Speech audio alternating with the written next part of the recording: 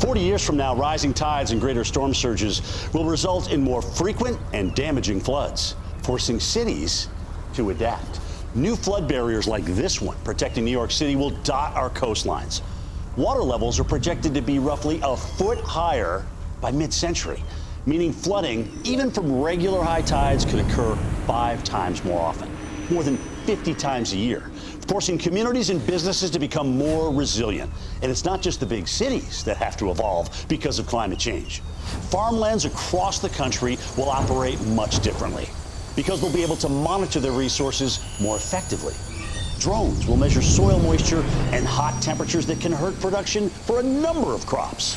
Seeds will be engineered to be more resistant to drought and disease.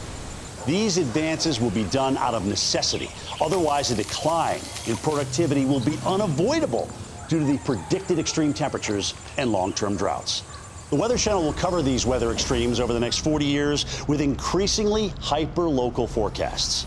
Cars will use these forecasts to know precisely which route to take so that you arrive at your destination safely. The same for public transportation, air travel, and yes, even space travel.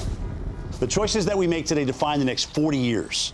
The Weather Channel will remain committed to telling these stories of science, weather, and climate so that you have the information you need to weather all storms, no matter when they happen.